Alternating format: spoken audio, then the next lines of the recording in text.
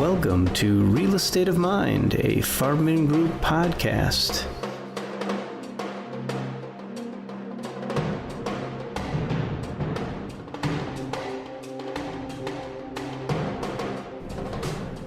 Welcome to another episode of Real Estate of Mind.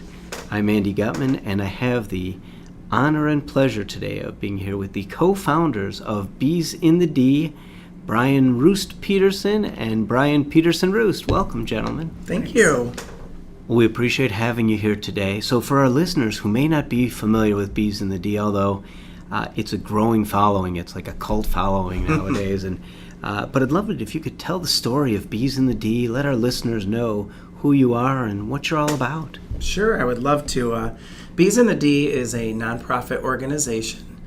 We've actually only been in existence for a little over 2 years. We're coming up on our third year, but it stems back a little bit further. About 10 years ago, I was contacted by the science coordinator of the school district where I teach. I'm a 5th grade teacher in Rochester Community Schools.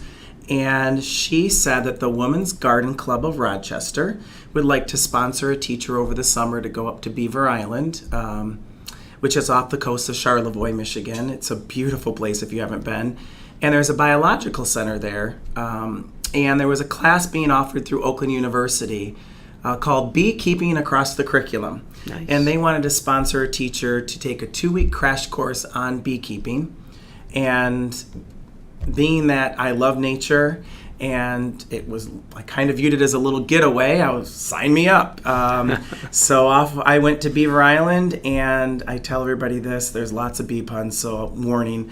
I caught the bug and fell in love with beekeeping, and actually became very close with the professor from Oakland University that taught the class, Dr. Diane Tracy. She was a beekeeper herself, and decided to continue on in beekeeping and kind of become her apprentice, if you will. She mentored me in beekeeping at Oakland University. They have an apiary there. Oh, nice. And so I just kept learning, got a few of my own hives when I lived up in Lake Orion.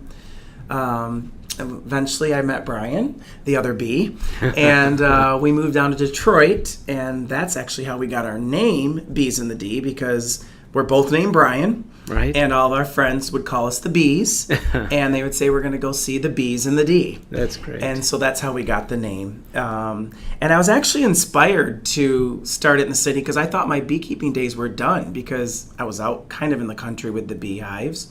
But I went on vacation in New York City, and I was at Battery Park, and literally just feet away from me in this park, a public park, there's beehives. Wow. And I thought, wait a second. I mean, millions of people walk by here, and they have the hives right there. And so it kind of inspired us to start Bees in the D in Detroit. And we started with just 6 hives 2 years ago on top of 2 buildings of friends that owned businesses. And the next summer, people started hearing about it, and we went up to 29 hives. And now we are currently over 90 hives throughout Southeast Michigan and into Canada. So that's an incredible growth. Everybody loves the bees. Both you and the bees in the D. Well, thank you. Yeah, I hope so. So, what you're doing now with your organization, I think is really an important thing. And sitting down with you originally and hearing the importance of it really made it an easy item for Farming to take on. And Farming has its Farming Cares Committee. We really try to be involved in the community, but we have to be selective about the different groups we participate in, and really just sitting down with you both once, we got the message and the importance of it. But if you could help articulate that to our listeners and help them understand why your organization, what you do is so important and critical to not only our city, but to everyone, that would be really helpful. Well, first, it's an honor that Farming saw what our mission is, because our mission it's kind of twofold. right in our mission, it talks about education, but it also talks about conservation. And so being a teacher myself, I feel the education is extremely important, but the conservation part really, I mean, if you think about it, in the last 5 years, the honeybee population has declined in America 30%. And there's a lot of red flags, and a lot of people are saying that honeybees are an indicator species that are showing that, okay, if this animal is starting to struggle, there may be more down the road that are going to struggle, and what's causing that. And we need them because they are important pollinators to our food industry. Absolutely. And so some scientists actually say that you get 70% higher yield if there is a beehive within the 2 to 3 mile radius of your garden, your fields, your orchards. I mean, that's significant. It is. I have to share a little bit of a story. Back when I did live in Lake Orion, I had a beautiful garden, and I got a fair amount of vegetables, and this was before the bees. But I was that person out there with a paintbrush that was I was pollinating it with the brush. Oh. Because on my zucchini plants, for example, the blossoms were just falling off, which is an indication that they weren't, pollinated. Right. And if they're not pollinated, they can't go to fruit. So I ended up getting the beehives, and the opposite happened, where now I have so much zucchini, so many tomatoes that I learned to can. I learned to make everything known to man with zucchini, and couldn't give it away, fast enough because the bees were obviously pollinating it. So I think it's very important that we, have them as pollinators. And it's not just honeybees that pollinate. I mean, we do have native pollinators because honeybees are not native species. They were brought over. But they almost needed to be brought over because obviously as people increase, the amount of crops increases. And the native pollinators, while they are incredible pollinators, they're not, there's this phrase, strength in numbers. Right. They're usually solitary bees. So you have one bee that's pollinating as opposed to a hive of 60,000. There's strength in numbers. For sure. And so obviously more is getting pollinated through the help of honeybees. But, there's other pollinators too, butterflies, even wasp and hornets that, do pollinate a little on accident. And there's even some birds that pollinate, like hummingbirds, that, the pollen gets on them. But the education aspect is also extremely important. Mm-hmm. Yeah. It's unique bringing the hives into Detroit. We have some hives at a downtown boxing gym, which is an after-school program, and the kids there really seem to take to the bees for a bunch of different reasons. And for us to be able to talk about pollination, talk to them about the life cycle of the honeybee, and the importance that they play, in so many different roles in their life. It's just really great to bring that to these inner city kids that normally would just think that all the food comes from the grocery store. Right. Whereas this way we talk about pollination and the process of the food chain gives them a little bit more perspective and see a neat little insect in at the same time. And that's a great thing to do. It's really the education of children, whatever you're doing to educate them, being able to see something up close and personal to them does change the narrative from I just go to Kroger or another grocery store to get my honey, and that's what I know about, right? So I think that's a really valuable tool in what you're doing. Well, and you bring up the $1 million word of honey, Yes. Because everybody wants to know about honey because everybody loves honey. But even within the honey industry, there's a lot of controversy. A lot of honey is brought over from China.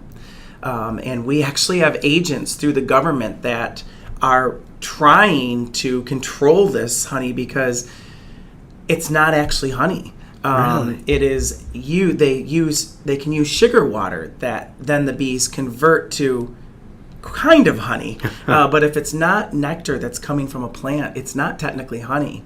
And so a lot of the honey that you buy in the store is not raw honey. And scientists have proven that raw honey is a superfood, and it is really essential to our health. And there's a lot of aspects about honey that could help you with maybe allergies, even stomach issues. So honey is amazing. It's actually the most preservable food on this planet. They actually found honey in the ancient pyramids, and it was still honey. That's incredible. It may crystallize, but it's still honey, and all you have to do is put it in a warm water or hot bath, and it will go right back to its liquid state, which is, so people out there, if you have honey that's crystallized in your cupboard, it's still good. Wow. It's great to put in your tea. You don't even have to do the hot bath, but if you do the hot bath, it will go back to its liquid state. See, I learn something new every time I talk to you guys. That's pretty incredible. In the pyramids. So now Fartman is signed up. We have beehives at several of our locations. And in doing that, when we get that narrative out to our employees, to our people, everyone's really excited about that. But there are sometimes some concerns, misconceptions that people have. And I wonder how you address that, those misconceptions when you're talking to people. Because it was an easy sale for us. The benefits far outweigh anyone's concerns, but we like to put people's minds at ease. So how do you deal with the misconceptions that may be out there with honeybees? Yeah, definitely. I mean, first of all, though, the response that we're getting about honeybees is so encouraging and exciting because people, they just want to know more and they're excited about them. And a lot of people have said to us, I don't see the bees anymore. They used to be in the flowers. We're concerned. And so that really means a lot because it shows that people are noticing and do care. But you are correct. One of the biggest hurdles we have is when you start thinking about safety. Yeah. And so with that hurdle, the main thing, and that's part of our mission, is education. There's a lot of misconceptions because we tend to just put everything that does sting in one category and we say they're bees. Right. And that's not necessarily true because there are bees, there are wasps, there are hornets, and even other species. And so I always like to tell this story because usually, especially here in Michigan, we love our apple orchards. We love to go in the fall to get those donuts and the cider. And it without fail, especially if it's a warm day, you have that bee, quote unquote, that seems like it's up in your space or landing on your cider cup or your donut. It's actually not a bee at all. It is a wasp, and those are yellow jackets. And yellow jackets, towards the end of the season, because of how they go through the winter, they seriously are desperate to get as much food before the winter months. Unlike the honeybees, which also need a lot of food, but they're on a mission. And so if you've ever seen a beehive in action, in, out, in, out, in, out, because those bees, you've heard the expression, busy as a bee, Right. They are literally like, they're like a horse with blinders on. They have a mission and they're going to go accomplish it. And so they've already communicated with the other bees in the hive to share where there's some rich nectar or some great pollen. And so they're leaving the hive and going straight to that location so that they could bring it back. Bees actually, the worker bees, literally work themselves to death. I mean, it's literally sad, but they're doing it to save their colony. Right. And that's where, like we said, we get the expression busy like a bee. And the life expectancy of a honeybee, a worker bee, is about 40 days. Oh, really? That's it. That's short. Yeah, it's extremely short, but they have a mission and they don't have time to veer off of that mission. So it is a little bit challenging, but man, there's nothing like getting people suited up for safety, of course, and going into a hive to show them this incredible world and just interviewing them before we go in the hives, some of their thoughts, what they think is going to happen. And then afterwards, it is a complete 180 and people are just, it's nothing like they imagined. And they're just pleasantly surprised to get to be a part of this world where it's almost like, I guess it's kind of funny to say a fly on the wall, but you are, I mean, when you take the frames out, the bees just keep working. Right. They don't stop. They just keep going. I mean, there's even been times that I've taken a frame out and the queen bee is on the frame. She's still laying eggs. Oh, wow. You know, it's like a little mobile home, but I put it back in there and I mean, they just keep working because that they have to for their livelihood to make it through the winter, especially. So, yeah, there are a lot of misconceptions, but that's one reason we're here, to try to help be a voice for the bees so that we can help, put people's minds at ease when it comes to the honeybees. Yeah, I think that's a great thing. And I will tell you, the excitement with our own employees, they're all excited about the idea of getting to learn a little bit about that and to suit up and to be educated. We've heard so many people that are interested that I would have thought never would want to be around bees or would, have some adversity to that. But there's more excitement than there is fear, which means we're doing the right things. We're educating people. We're, getting them to know about that. So I will tell you, we're excited to have that opportunity, and our employees are, and their families. So we thank you for that as well. So any final words or thoughts that you want to get out to our listeners so they understand a little bit more about what you do or about Bees in the D? Well, we get asked a lot from people that we meet on how they can help or how they can get involved. They might not necessarily want to have a beehive in their backyard, but want to know what things that they can do around their house to, better the environment for bees. Obviously by planting wildflowers, cutting back on any kind of chemicals that you're putting on your lawn or sprays. Just let those dandelions grow. They are one of the first food sources for the bees in the springtime, and they look kind of pretty as well. Other things they could do, take your bird bath, and you could put some stones in it, and that'll give the bees a landing space where they can use as a water source. And I guess the other ways you can get involved is if you could go to our webpage, which is beesinthed.com, like us on all the social media platforms at Bees in the D, because we have a lot of events that are educational, that are fun, that help you get to know a little bit more about bees in a fun way. So I guess that would pretty much is some areas that you can get involved. That's great and helpful, and I know our phones will be lighting up for you with people who want to be involved, and they'll be getting out to your website as well. I can't thank you enough for being here today and for all you're doing for the bees, for the community, our partnership with Farbman Group and Bees in the D. We're grateful for that. For our listeners, this has been Andy Gutman and Brian Roest-Peterson and Brian Peterson-Roest for Real Estate of Mind. Join us next time for another wonderful edition of Real Estate of Mind, a Farbman Group podcast.